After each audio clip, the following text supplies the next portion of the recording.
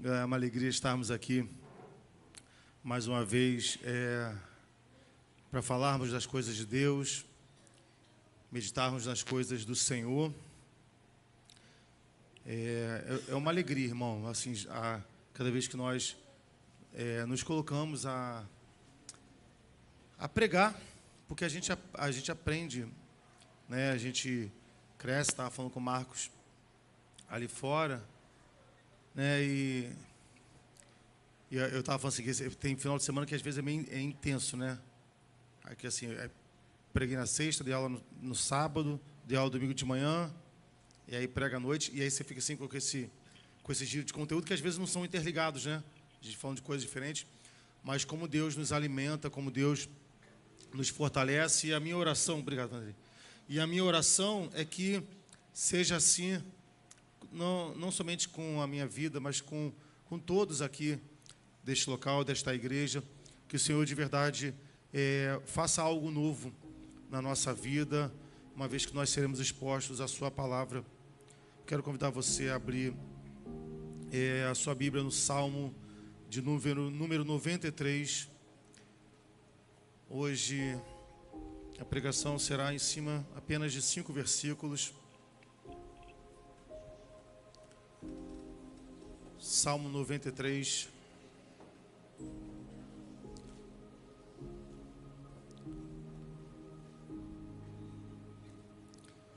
Diz assim. Deixa eu beber água.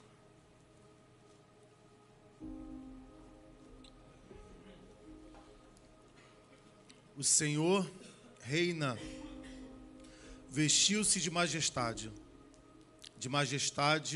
vestiu-se o Senhor, e armou-se de poder. O mundo está firme e não se abalará. O teu trono está firme desde a antiguidade. Tu existes desde a eternidade. As águas se levantaram, Senhor. As águas levantaram a voz. As águas levantaram o seu bramido. Mais poderoso do que o estrondo das águas impetuosas. Mais poderoso do que as ondas do mar é o Senhor nas alturas. Os teus mandamentos permanecem firmes e fiéis. A santidade, Senhor, é o ornamento perpétuo da tua casa. Amém? Esse salmo é muito maravilhoso. É algo assim de mover o coração. Feche seus olhos, vamos falar com o Senhor. Senhor Deus, Tu és o nosso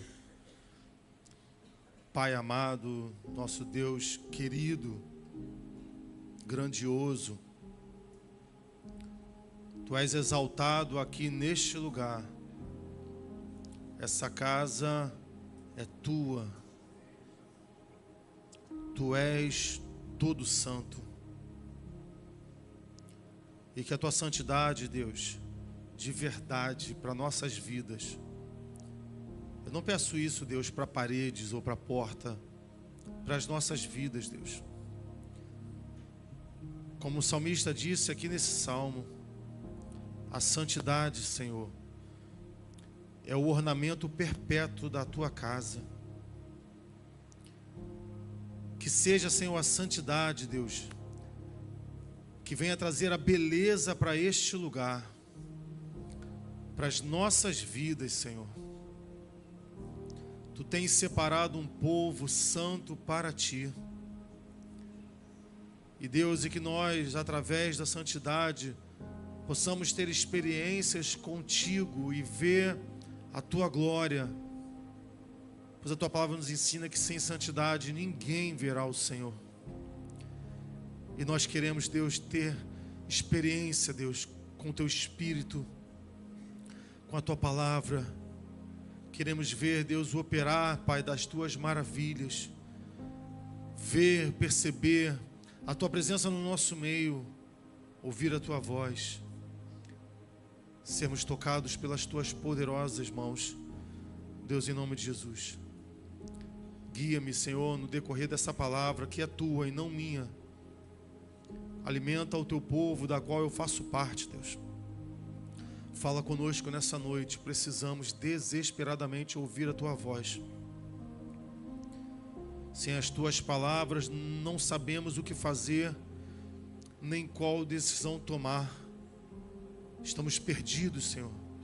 Tu tens palavras de vida, e é aos teus pés, Deus, que nós queremos ficar, para receber instruções da tua parte.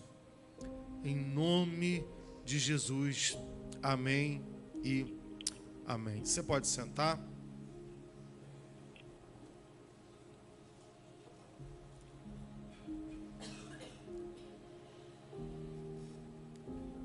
O Senhor reina é o nome desse salmo. Eu não sei se a gente aqui na igreja às vezes faz série de pregações, mas não foi a gente que inventou isso. Na Bíblia já rolava. Esse Salmo 93, ele é uma sequência de uma série de salmos que vai até o 99, que são os salmos que vão enfatizar o reinado do Senhor e a autoridade de Deus. Do 93 ao 99, os salmistas que escrevem, eles vão enfatizar a posição de autoridade do Senhor sobre o seu povo. Salmo 95, 3, vai dizer: porque o Senhor é Deus grande, Rei grande sobre todos os deuses. Salmo 96, versículo 10, dizei entre os gentios que o Senhor reina, o mundo também se firmará, para que não se abale, ele julgará os povos com retidão. Salmo 97, versículo 1, o Senhor reina, regozije-se a terra, alegrem-se as muitas ilhas. Salmo 98,6, fui lá para a FM. 98, versículo 6, nem sei que rádio é essa. Com trombetas o som de cornetas, exultai perante a face do Senhor do Rei. Salmo 99, versículo 1, o Senhor reina, tremam os povos, ele está assentado entre os querubins, comova-se a terra. Isso inclusive é um louvor antigo. E antes de nós entrarmos no decorrer e no percorrer desse salmo, quis fazer um apanhado de todos os salmos até o 99, conforme eu falei. O 94, apesar de tratar do tema, ele não cita a questão do reino, mesmo estando dentro do contexto. Mas no versículo 1 do Salmo 99, ele vai dizer assim: o Senhor reina, tremam os povos, ele está assentado entre os querubins, comova-se a terra. Eu quero começar essa introdução trazendo algumas reflexões, alguns questionamentos para nós. Como tem estado a nossa condição de comoção diante do Senhor, quando nós estamos no momento da adoração ou de ouvir a palavra. Porque o salmista vai dizer que isso é uma consequência. Quando ouvimos que o Senhor está assentado sobre os querubins e que Ele é Rei, o salmista vai dizer: tremam os povos, comova-se a terra. A comoção, ela é um sentimento forte dentro do nosso coração, é um agitar das nossas emoções, é um sentimento, sabe? Um filme comoveu a plateia, a peça de teatro, ele move os nossos sentimentos. E é por isso que a gente fala que constantemente que não dá para entrar na igreja diante do momento da adoração e na palavra numa postura despercebida da presença do Senhor, porque nós estamos diante do grande Rei de toda a terra. Pessoas prestam continência para presidente, para vereadores, para deputados, para artistas. Pessoas, às vezes, só por saber que estão perto de uma pessoa influente, gaguejam, falam coisas erradas, ficam desconcertadas, por saber que estão perto, às vezes, de uma pessoa comum. E só porque essa pessoa tem uma certa notoriedade, as pessoas já ficam agitadas. As pessoas ficam se movendo. Se chega alguém aqui e fala assim: você viu que fulano está aí? As pessoas começam a se mover. Quem? Bem, hoje nós estamos aqui diante do grande Rei de toda a terra. Ele está aqui nessa noite. O que isso move no nosso coração? Hoje pela manhã, quando nós falamos com os jovens a respeito de uma igreja, até a Catarina falou assim, há controvérsia. E aí, quando eu estava estudando, preparando, Catarina, não tive como não lembrar de você. Porque falando sobre uma igreja, não mais da fala, né? De uma igreja que construiu um camarote. Eu ia falar camarim é outra. Um camarote, porque como é uma igreja que vai muitos artistas, o pastor achou prudente que os artistas não ficassem no meio do povo, para que eles não fossem incomodados, as pessoas não tivessem uma postura, e aí particularmente eu falei, não, isso é estranho. Aí a Catarina falou assim, não, há controvérsia, mas é porque às vezes o povo não sabe se comportar, né? Às vezes acaba incomodando as pessoas. Eu falei assim, eu concordo, mas isso é reflexo de uma igreja doente. E isso é reflexo de uma igreja que não percebe a presença de Deus no seu meio. Porque pode ter a personalidade que for aqui dentro deste lugar. Quando eu fico sabendo que há alguém de uma notoriedade, você já fica assim, quem está aí? Quem está aí? Essa deve ser a postura do nosso coração. Estamos aqui hoje diante do grande rei de toda a terra.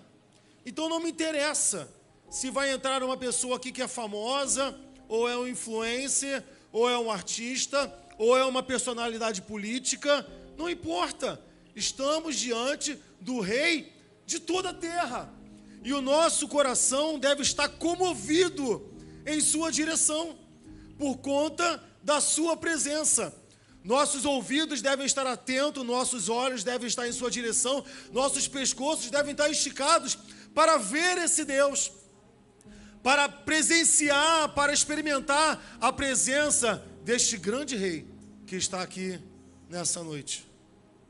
Deus está aqui nessa noite.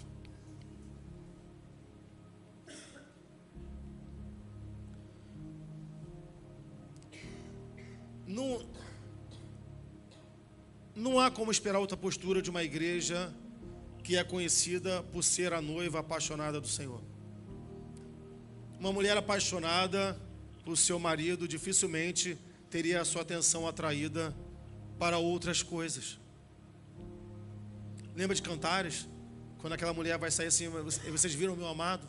Se encontrarem, diga que eu estou enferma de amor.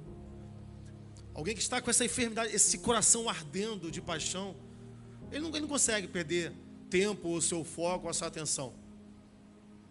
Versículo 1. Vamos lá para esse salmo. O salmista vai dizer assim: o Senhor reina, está vestido de majestade. O Senhor se revestiu e cingiu, em algumas versões diz armou-se, né? De poder. O mundo também está firmado e não poderá vacilar. A primeira, eu quero tirar algumas questões de cada versículo.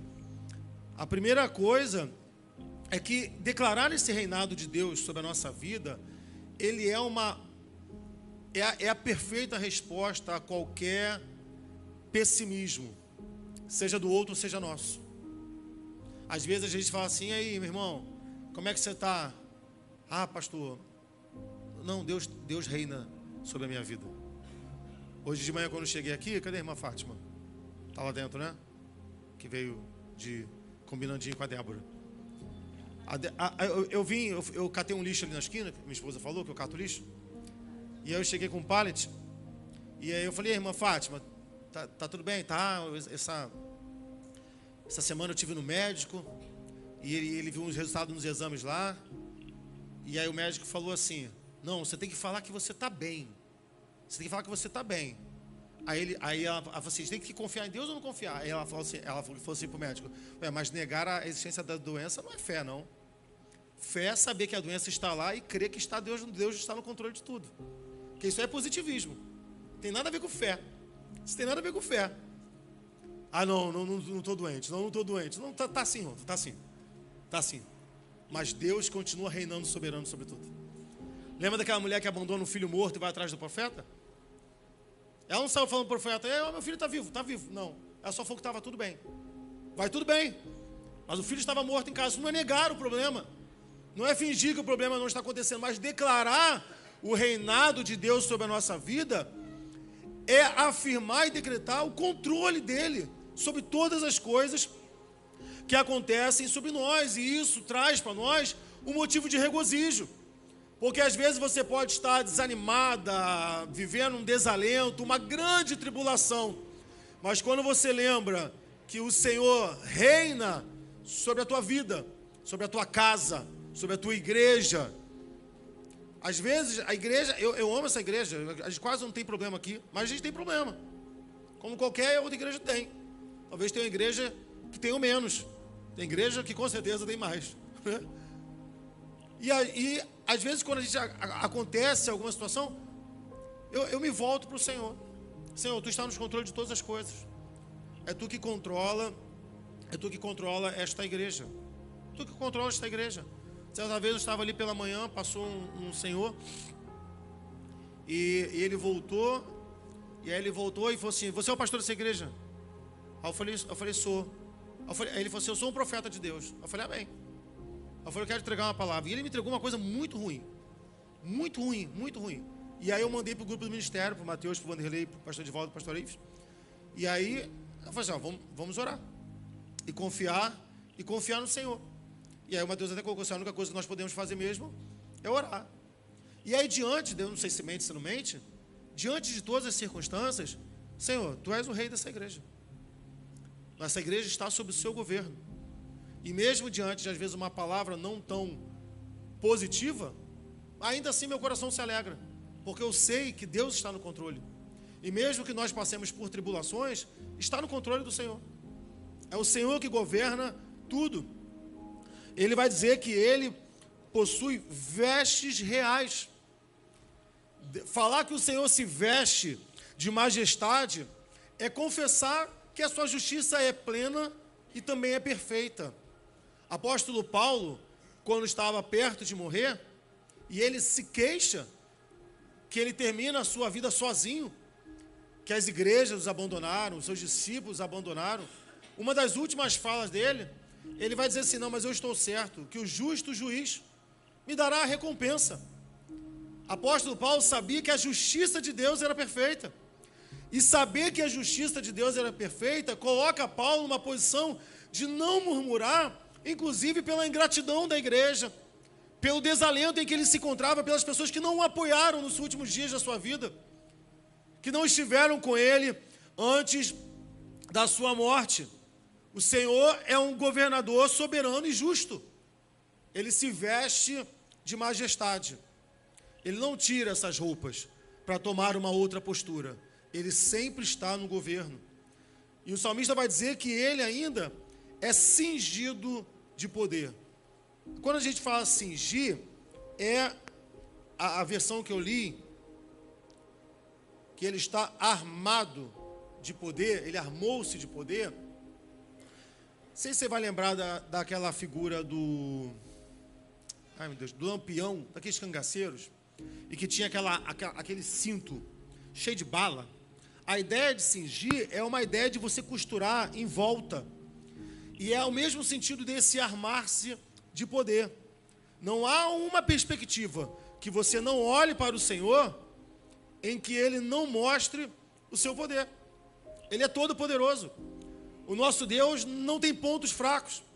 Ele não é, por exemplo, como Aquiles, uma figura mitológica, e aí é por isso que a gente tem esse tendão aqui da perna, que se chama-se tendão de Aquiles, porque na história, Aquiles ele foi pego por um deus, e eu não sei qual deus, não lembro, e ele foi banhado numa poção mágica, e isso tornou ele indestrutível.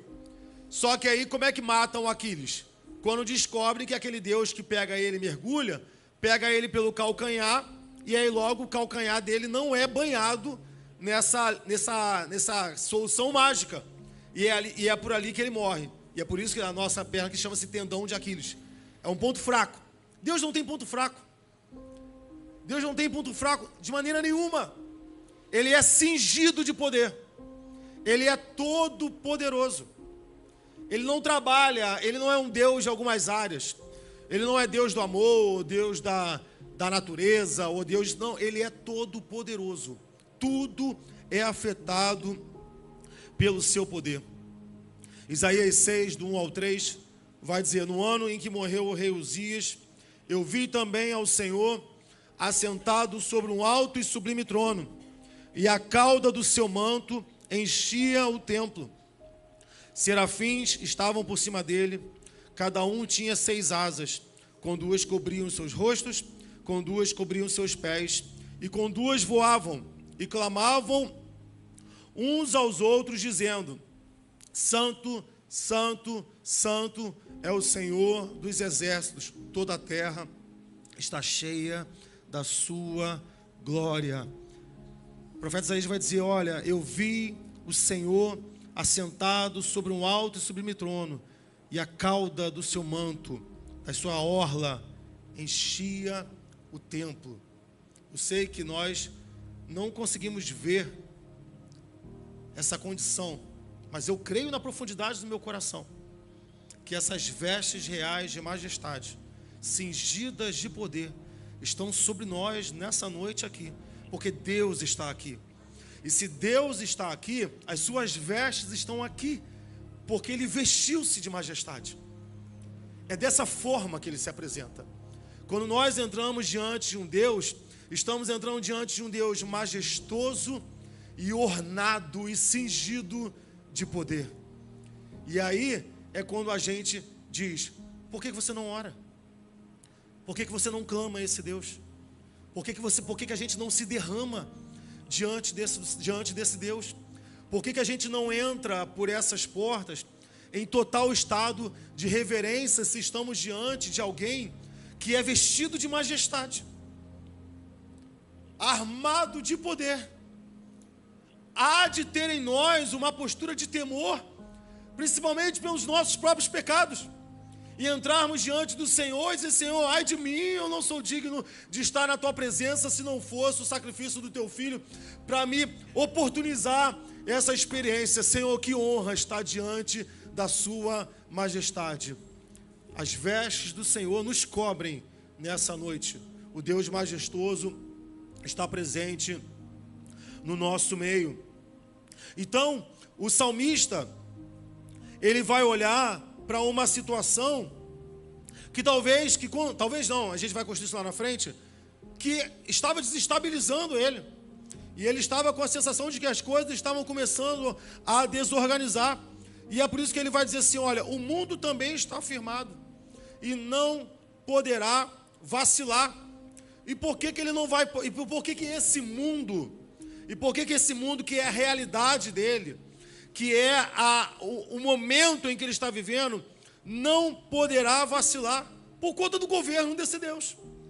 Não é por conta do mundo, é por conta daquilo que ele acabou de dizer: o Senhor reina, está vestido de majestade e ornado e cingido de poder. Não há como o mundo vacilar.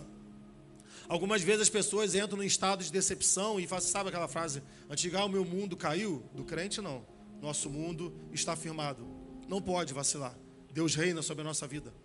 Não há experiências em que nós passemos que devam nos desestabilizar, porque Deus reina na nossa vida. Não pode ser a morte, futuro, passado, o anjo, potestade. Ninguém pode nos separar do amor desse Deus, porque Ele reina sobre nós. Então, existem momentos que podem vir contra a nossa vida, contra a nossa família, contra a nossa casa, contra a nossa condição financeira, contra a nossa igreja, contra o nosso estado, sabe? Eu estou ampliando, contra o nosso país. Deus reina. E o nosso mundo não vacilará. E os nossos pés estarão bem firmados nessa palavra, nessa rocha, porque é nele que nós estamos fundamentando a nossa casa. Podem vir os ventos e as tempestades e golpearem a nossa vida, e golpearem a nossa casa, a nossa família, e o nosso casamento. Há de ter uma declaração nos nossos lábios, diante de todo problema: Deus reina sobre mim. Há um reino, eu pertenço a um reino, há um rei majestoso e poderoso, que controla e guarda o seu povo. Desde a antiguidade não se viu nem se ouviu sobre um Deus que trabalha por aqueles que nele esperam. Eu sei que muitos aqui passam lutas, estão passando dificuldades, enfermidades, mas saia daqui nessa noite sabendo que haverão momentos em que você vai ter um momento de tristeza, ou talvez de desesperança, ou vontade de chorar, mas encontre força nessa palavra e diga: o Senhor reina sobre a minha vida. A minha vida está sobre o seu governo. Nada poderá fazer eu vacilar. Nada poderá abalar a minha vida. Versículo 2. O salmista vai dizer: o teu trono está firme desde então. Tu és desde a eternidade. Essa frase tem duas perspectivas. Quando ela fala sobre o Pai e sobre Cristo, ela está falando sobre a questão da eternidade mesmo. E quando ele diz que o Senhor reina desde então, quando essa frase é sobre nós, é desde a criação. Desde que nós passamos a existir, o Senhor reina sobre a nossa vida. Mas na perspectiva do Pai e do Filho, eles sempre reinaram. Ele reina desde a eternidade. E isso é uma conversa tão difícil, né? Porque a gente é tão preso no tempo e a gente às vezes quer tentar encontrar, e às vezes a gente prefere nem pensar, né? De tentar encontrar um momento no tempo em que Deus apareceu. É ou não é? Cara, mas onde? Onde ele surgiu? Em que momento da história o Senhor surgiu? E por que a gente tem essa dificuldade?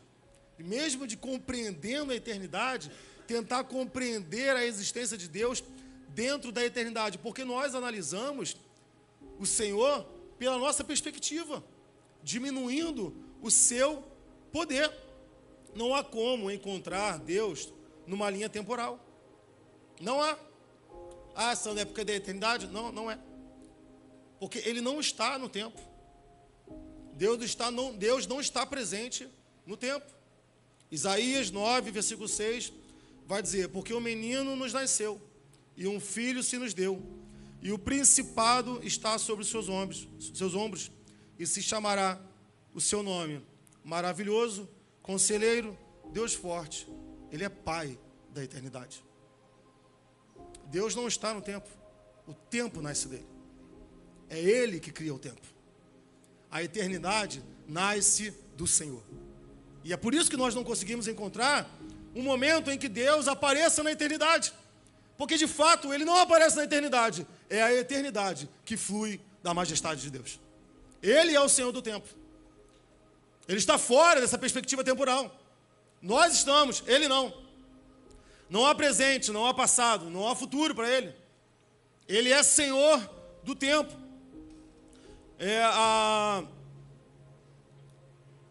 O Bruno estava assistindo lá em casa, acho que, sei lá que acho que era Rainha da Pérsia, seriado da Esther.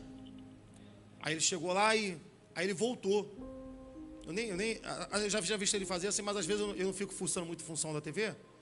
Eu falei assim: você consegue voltar, né, um programa de televisão? Ele: não, dá para voltar, né, é claro, né, que a gente tem, dá para voltar. A grosso modo, muito mal exemplificado, seria quase mais ou menos isso. A questão é que o Bruno falou assim: eu só não consigo adiantar aquilo que não passou. Então, isso aí Deus faz. Deus sabe o que está no futuro, Deus sabe o que está no presente, Deus sabe o que está no passado, e é por isso que o sacrifício do seu Filho é pelos nossos pecados passados, presentes e futuros. Jesus Cristo, quando morreu, Ele morreu por aqueles que haveriam de nascer, e não foi adivinhando, pensando, não, será que... Não, tudo está diante desse Deus. Ele governa desde a eternidade. É por isso que às vezes a gente olha para alguns versículos e parece que Deus meio que está rebobinando, ou acelerando, ou dando uma vasculhada no tempo, porque ele normalmente faz isso. Ele dá pausa no tempo com Josué, ele volta um pouquinho o filme lá no relógio de Acais, porque ele está fora do tempo. Ele faz o que ele quer com o tempo.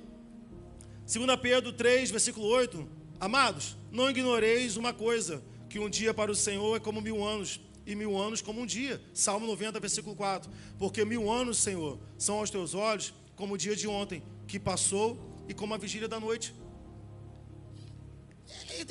Não há como a gente avaliar. A única coisa que a gente consegue compreender é que todo o controle está na mão dele.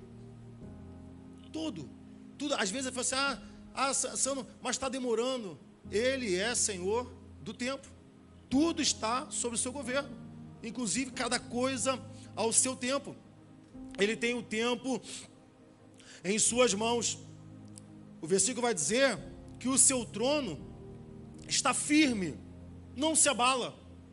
Às vezes a gente que é crente, a gente se mói por algumas ofensas ao Senhor, ou porque a idosa fez um show lá no Rio e fez, não, afrontaram o Senhor, não, que não sei o que, ofenderam o Senhor, não, temos que defender a imagem de Deus. Seu trono é firme, nada abala o seu trono. Daniel 4, versículo 34 vai dizer, mas ao fim daqueles dias eu, Nabucodonosor, levantei os meus olhos ao céu e tornou-me a vir o entendimento, e eu bendisse o Altíssimo, e louvei e glorifiquei ao que vive para sempre, cujo domínio é sempre eterno, cujo reino é de geração em geração. O domínio de Deus é sempre eterno. O que é sempre eterno? Eterno. Ele não é só eterno. O domínio dele também é eterno. Sandro, mas o mundo está um caos. Mas tudo está sob o seu domínio. Tudo está debaixo do seu controle. Todas essas investidas contra a igreja, contra o evangelho, meu Deus, está tudo lá na Bíblia. Por que a gente se abala tanto? Por que a gente se comove tanto? Por que a gente se revolta tanto? O domínio dele é eterno. Ele está dominando sobre tudo, irmão. Tudo está sobre o seu domínio. Precisamos entender isso. O seu domínio não cessa na nossa vida. Não é à toa que Davi nos convida a louvar e cantar. Salmo 30, versículo 4. Cantai ao Senhor, vós que sois seus santos. Celebrai a memória da sua santidade, porque a sua ira dura só um momento, e no seu favor está a vida. O choro pode durar uma noite, mas a alegria vem pela manhã. Ele vai dizer, olha, cante, louve ao Senhor. Mas eu estou chorando, cante, louve ao Senhor, tua vida está sob o domínio desse rei. Virá o momento da bonança sobre as nossas vidas. É pelo mesmo sentimento que o profeta Abacuque também nos convida a louvar o Senhor no momento da adversidade. Abacuque 3, 17 e 18, texto conhecidíssimo. Porquanto, ainda que a figueira não floresça, nem haja fruto na vide, o produto da oliveira minta, e os campos não produzam mantimento, as ovelhas da malhada sejam arrebatadas, e nos currais não haja vaca.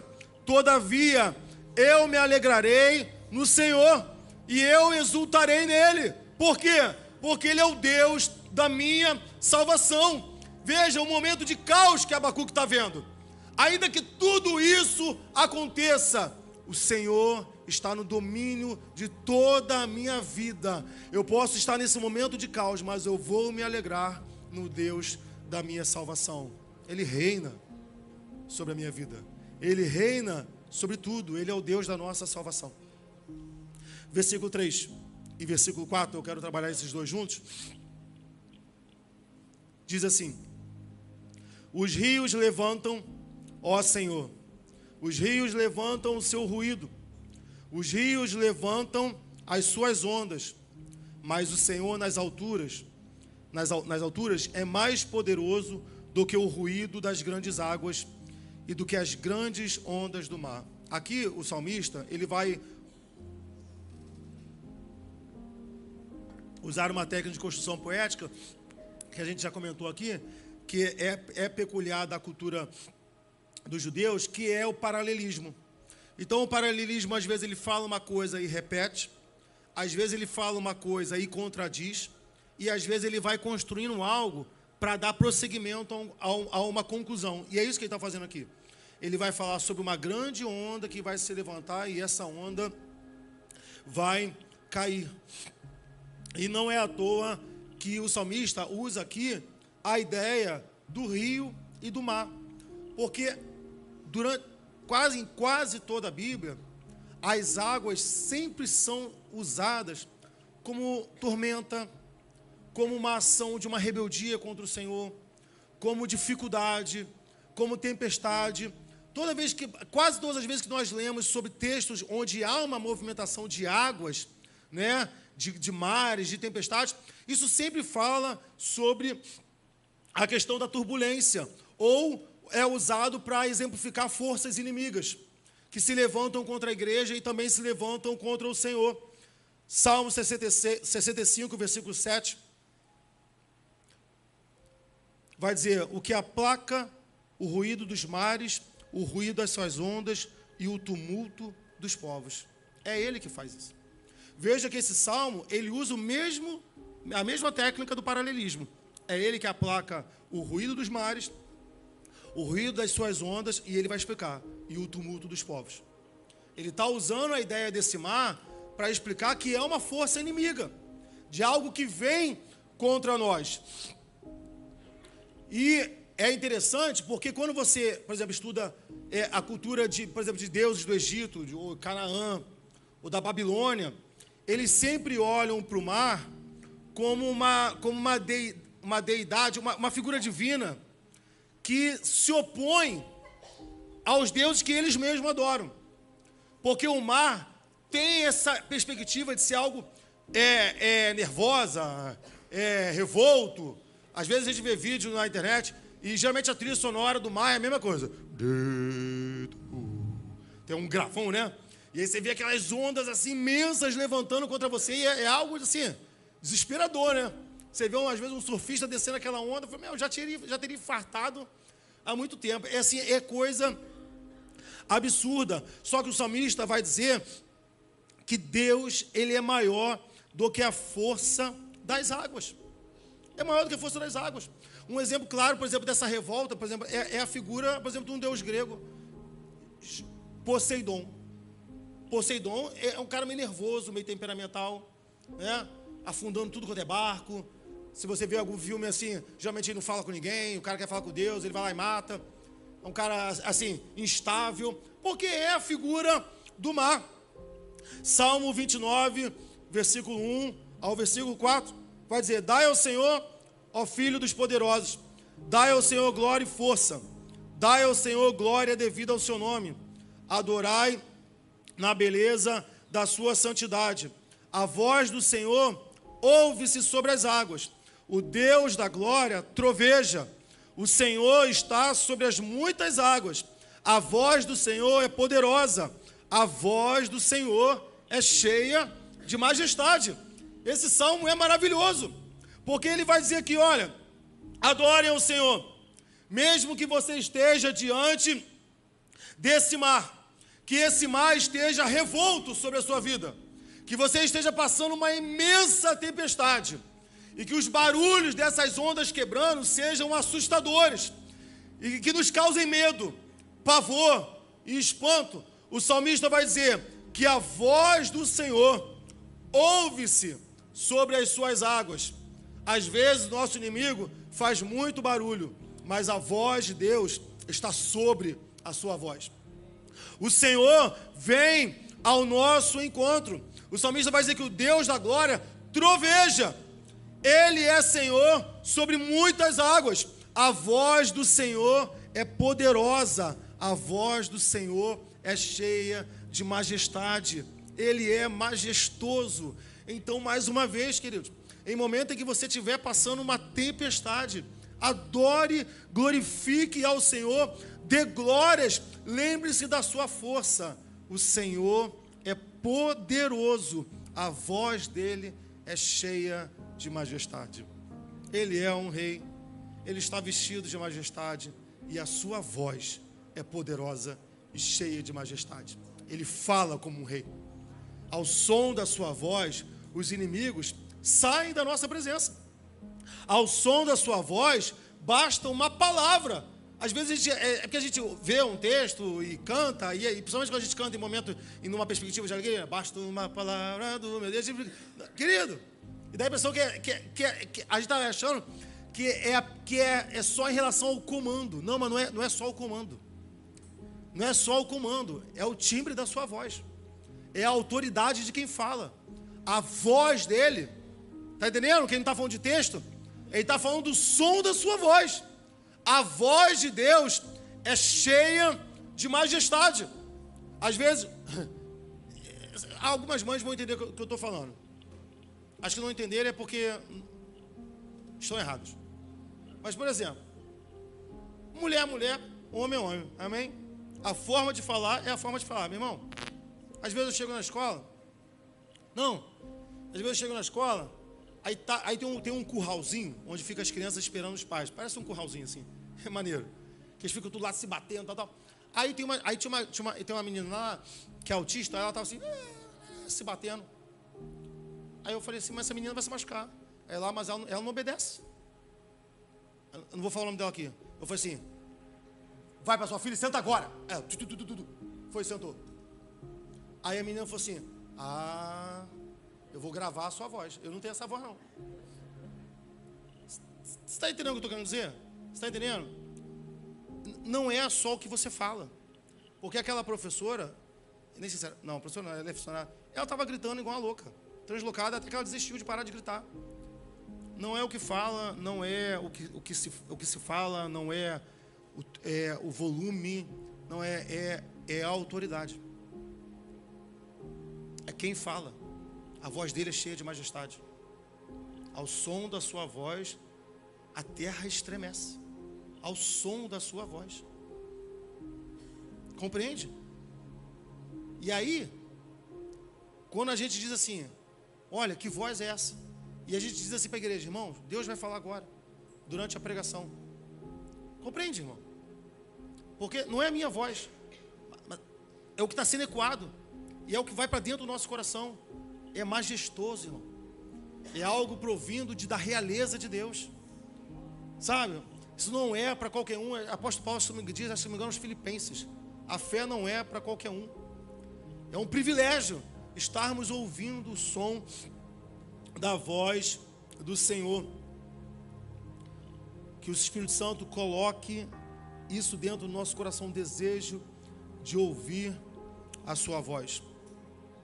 Quando ele fala, toda tempestade cessa. Ao som da sua voz, toda a tempestade cessa. Marcos 4:37 vai dizer, levantou-se um forte vendaval, e as ondas se lançavam sobre o barco, de forma que este foi enchendo de água. Jesus estava na popa, dormindo, com a cabeça sobre um travesseiro. Os discípulos o acordaram e clamaram, mestre, não te importa que morramos? Ele se levantou, repreendeu o vento e disse ao mar, aquieta-se, acalme-se. E o vento se aquietou e fez-se completa bonança. Então perguntou aos seus discípulos, por que vocês estavam com tanto medo? Vocês ainda não têm fé? Eles estavam apavorados e perguntavam uns aos outros, quem é este que até o vento e o mar lhe obedecem? Eu acho essa pergunta de Jesus Cristo. Por que vocês estavam com tanto medo? Eu estava aqui no barco. Por que vocês estavam com medo? Por que está batida, ó minha alma? Espera em Deus. Eu ainda o louvarei. A gente precisa ser evangelizado a palavra do Senhor. Compreender. Por que a gente vai temer? Deus está presente na nossa vida. O Rei majestoso, com voz de majestade, ornado de poder, está presente na nossa vida. A quem temeremos? Se Deus é por nós, quem será contra nós? Agindo Deus, quem impedirá? A gente tem tantos textos na Bíblia, da Bíblia na nossa cabeça, e a gente não compreende o poder dessas palavras e a significância delas para a nossa vida e de como isso deve nos levar rapidamente em direção ao Senhor, em vez de murmurarmos, em vez de procurarmos amigos, em vez de olharmos na internet. Deus está na nossa vida. É Ele que tem o poder de dizer, e tudo se acalma. E tudo se aquieta. Isaías 43, versículo 1. Não tema, pois eu o resgatei. Eu o chamei pelo nome. Você é meu. Quando você atravessar as águas, eu estarei com você. E quando você atravessar os rios, eles não te encobrirão. O Senhor é sobremodo elevado, irmãos. Seu poder está nas alturas. Lembra-se de Davi: eleva meus olhos para os montes, de onde virá o socorro. A perspectiva é sempre para o alto. A perspectiva é sempre para o alto porque Ele é poderoso. Tudo está debaixo dEle. Tudo está debaixo dos seus pés. Tudo. A Bíblia vai dizer que a nuvem é a poeira dos seus pés. A Bíblia vai nos ensinar que Ele mede a profundidade dos oceanos com a palma das suas mãos. A Bíblia vai dizer que Ele se assenta sobre os altos montes. Meu Deus! Pastor, mas o mar é uma tempestade. Mas esse mar é medido na palma de suas mãos. É pela palma de suas mãos. E por mais que seja uma linguagem metafórica, de longe, em medida de poder não é. Ainda que seja uma metáfora, mas é uma metáfora para fazer que a gente entenda a realidade do seu poder. E a realidade de quem Ele é. Aleluia. Versículo 5. Acho que hoje a gente acaba cedo, hein? Estou terminando. Muito fiéis são os teus testemunhos. Pode até avisar lá, Vanderlei. Acho que a gente vai acabar cedo hoje. Falei sobre, não sei lá onde eu falei, acho que foi na Cássia, né? Não sei onde eu falei isso. O pessoal fala assim, às vezes Deus só fala para acabar o culto tarde, né? Aí uma vez um amigo falou assim: Sandro, Deus nunca vai falar acaba o culto cedo? Sempre tem que passar do horário? Mas também não fica todo animado não, pode ser que não dê certo. Versículo 5. Muito fiéis são os teus testemunhos. A santidade convém à tua casa, Senhor, para sempre. Olha o que o salmista vai dizer. Fiéis são os teus testemunhos, os teus mandamentos, é o testemunho dele sobre ele mesmo. Não descreia da palavra do Senhor, irmãos. Não descreia das suas promessas. Seus testemunhos são fiéis. Ele vela pela sua palavra para fazê-la cumprir. E aqui eu quero finalizar essa mensagem te explicando do porquê desse salmo. Porque o porquê desse salmo nem está nesse salmo. Esse salmo, ele é para resolver um problema existencial que está acontecendo no Salmo 89. E eu quero ler esse Salmo 89 com vocês. É um salmo escrito por Etan. Versículo 1. É um salmo longo, mas eu vou ler. São apenas 49 versículos. Diz assim. Deixa eu beber água antes, né? Cantarei para sempre o amor do Senhor. Com minha boca anunciarei a tua fidelidade por todas as gerações. Sei que firme está o teu amor para sempre, e que firmaste nos céus a tua fidelidade. E preste atenção, que esse é um tipo de postura que pode ser, que é muito comum na nossa vida. Veja que o salmista vai dizer declarações lindíssimas a respeito do Senhor. Eu estou aonde? 3, né? Tu disseste: fiz aliança com o meu escolhido, jurei ao meu servo Davi. Estabelecerei a tua linhagem para sempre, e firmarei o teu trono por todas as gerações. Versículo 5. Os céus louvam as tuas maravilhas, Senhor, e a tua fidelidade na Assembleia dos Santos. Pois quem nos céus poderá comparar-se ao Senhor? Quem dentre os seres celestiais assemelha-se ao Senhor? Na Assembleia dos Santos, Deus é temível, mais do que todos que o rodeiam. Ó Senhor, Deus dos exércitos, quem é semelhante a ti? És poderoso, Senhor, envolto em tua fidelidade. Tu dominas o revolto mar. Quando se agigantam as suas ondas, tu as acalmas. Esmagaste e mataste o monstro dos mares. Com teu braço forte, dispersaste os teus inimigos. Os céus são teus, e tua também é a terra. Fundaste o mundo e tudo que nele existe. Tu criaste o norte, o sul, o Tabor, o Hermon, cantam de alegria pelo teu nome. O teu braço é poderoso, a tua mão é forte, exaltada é a tua mão direita. A retidão e a justiça são os alicerces do teu trono. O amor e a fidelidade vão à tua frente. Como é feliz o povo que aprendeu a clamar-te, Senhor, e que anda na luz da tua presença, sem cessar, exultam no teu nome e alegram-se na tua retidão, pois tu és a nossa glória e a nossa força, e pelo teu favor exaltas a nossa força. Sim, Senhor, tu és o nosso escudo, ó Santo de Israel, tu és o nosso rei. Numa visão falaste um dia e aos teus fiéis disseste: cobri de forças um guerreiro, exaltei um homem escolhido dentre o povo, encontrei o meu servo Davi, ungi-o com o meu óleo sagrado, a minha mão o susterá e o meu braço o fará forte. Nenhum inimigo o sujeitará a tributos, nenhum injusto o oprimirá. Esmagarei diante deles os seus adversários e destruirei os seus inimigos. A minha fidelidade e o meu amor o acompanharão, e pelo meu nome aumentará o seu poder. A sua mão dominará até o mar, e a sua mão direita até os rios. E ele me dirá: tu és o meu Pai, o meu Deus, a rocha que me salva. Também nomearei o meu primogênito, o mais exaltado dos reis da terra. Manterei o meu amor por ele para sempre, e a minha aliança com ele jamais se quebrará. Firmarei a sua linhagem para sempre. O seu trono durará enquanto existirem os céus.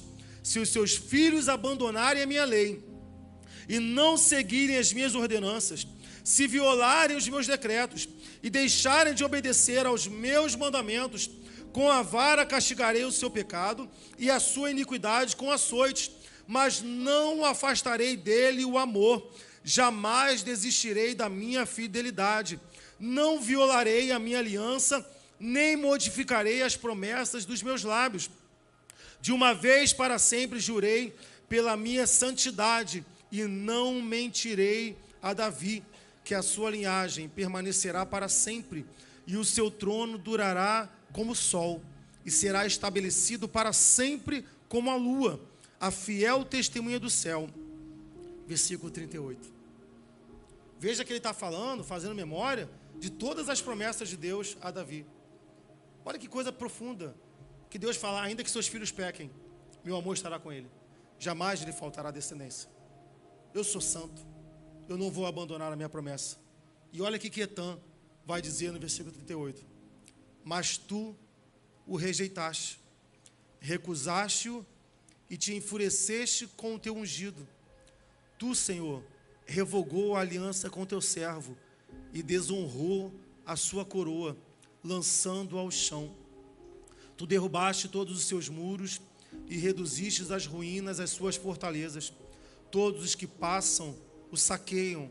Ele tornou-se motivo de zombaria para os seus vizinhos. Tu exaltaste a mão direita dos adversários e encheste de alegria todos os seus inimigos. Tiraste o fio da sua espada e não o apoiaste na batalha.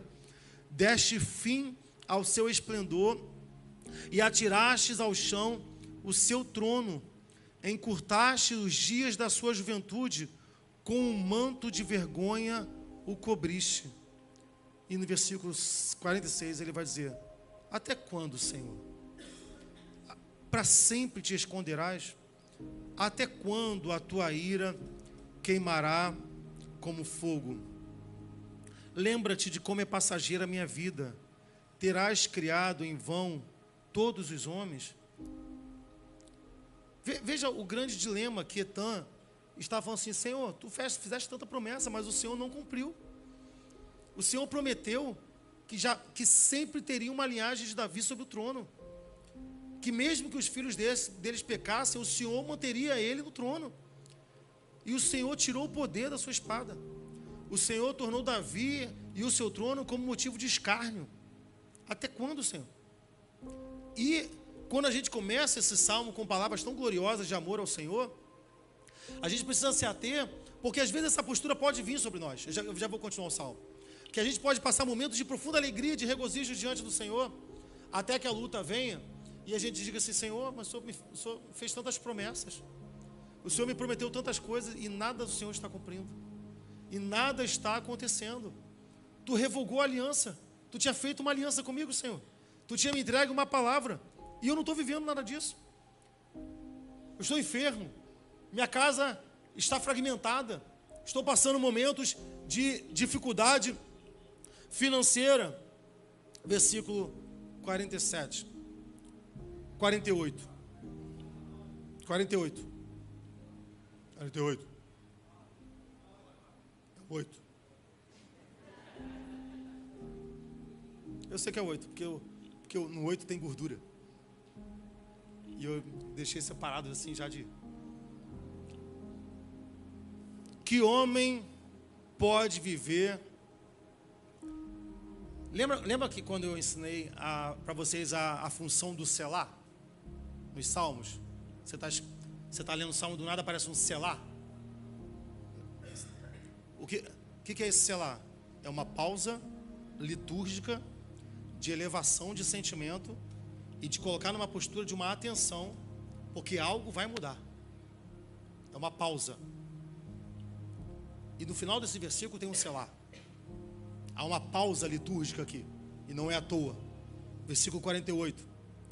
Que homem pode viver e não ver a morte, ou livrar-se do poder da sepultura? Que homem?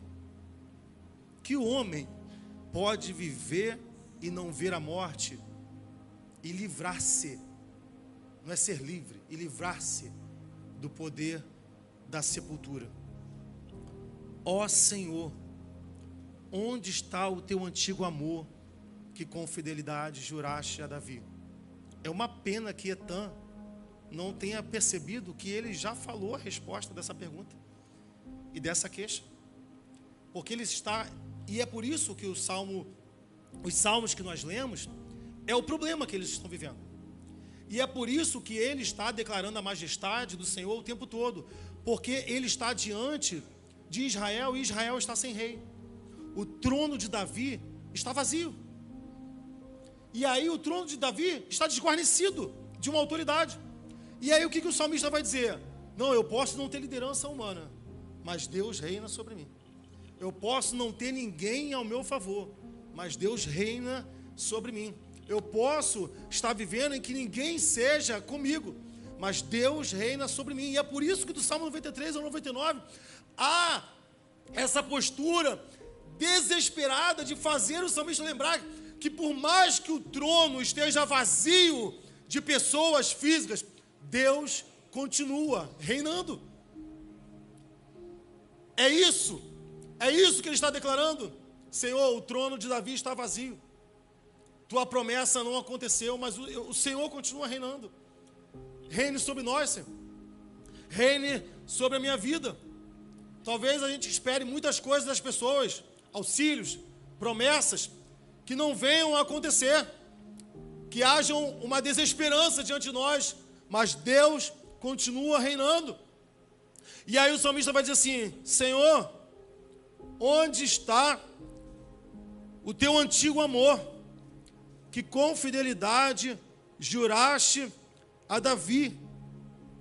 Ele está perguntando: Senhor, onde está o teu amor? Onde está o amor que impulsionou tantas promessas e que agora tudo está vazio? Mateus 1, versículo 20. E a gente fecha essa mensagem respondendo para Etan, por mais que ele não possa ouvir. Onde está o amor do Senhor que ele jurou a Davi? Não é um amor apenas salvífico que a gente está, é o amor que ele jurou a Davi. Eis que em sonho apareceu um anjo do Senhor, dizendo: José, filho de Davi, não temas receber Maria, tua mulher, Quem era José? Como ele é descrito pelo anjo? Filho de Davi. José, filho de Davi, descendência de Davi.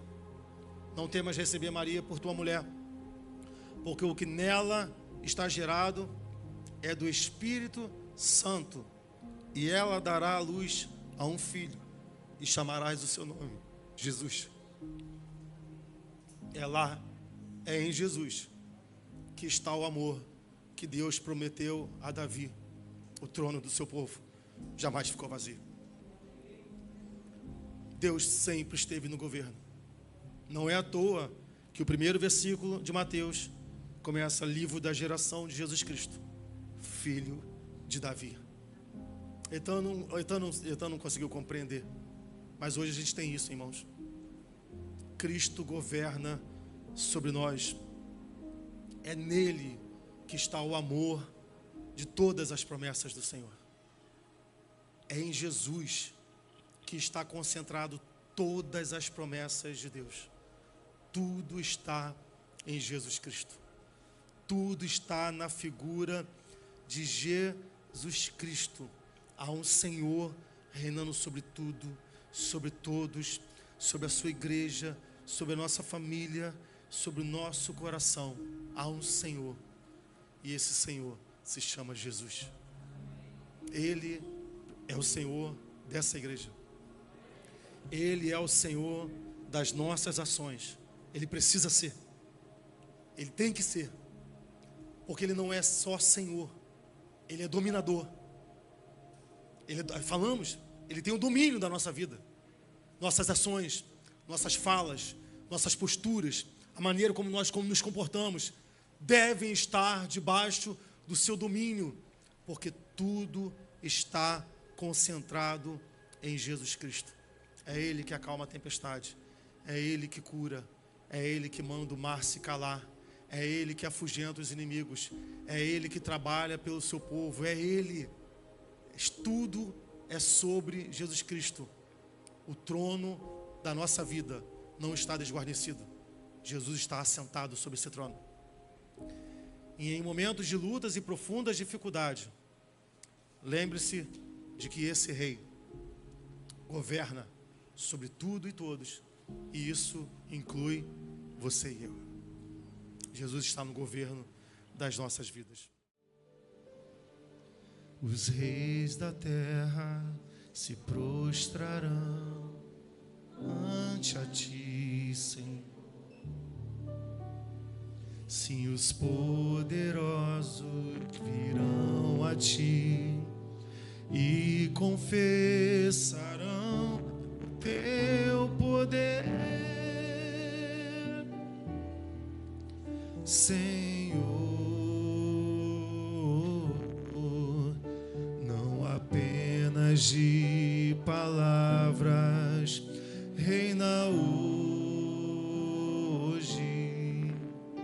Não apenas de palavras, reina hoje.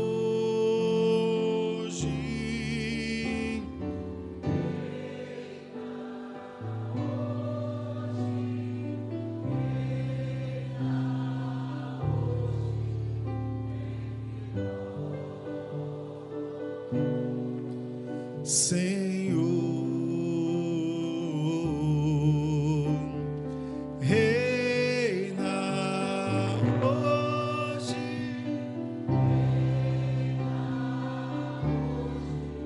entre nós, Senhor. Os reis da terra se prostrarão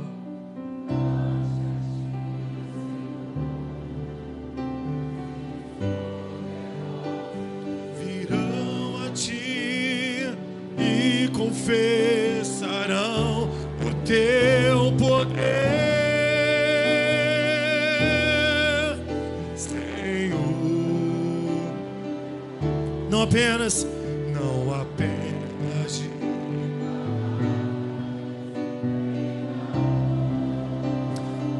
Diga isso para Ele, não apenas de palavras.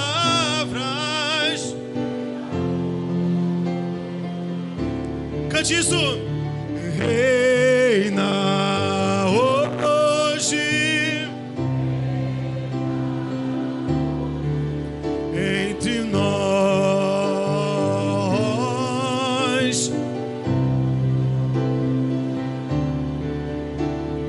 Reina hoje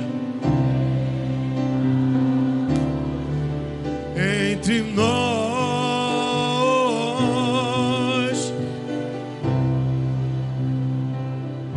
As irmãs, reina. Só as mulheres, vamos lá?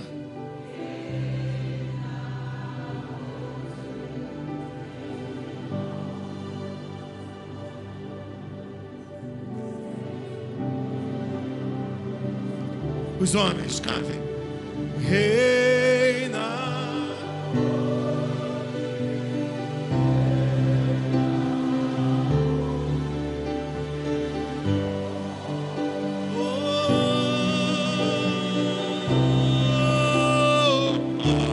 Cante. Reina hoje. Reina hoje. Oh, sobre nós, sobre a nossa vida, Deus.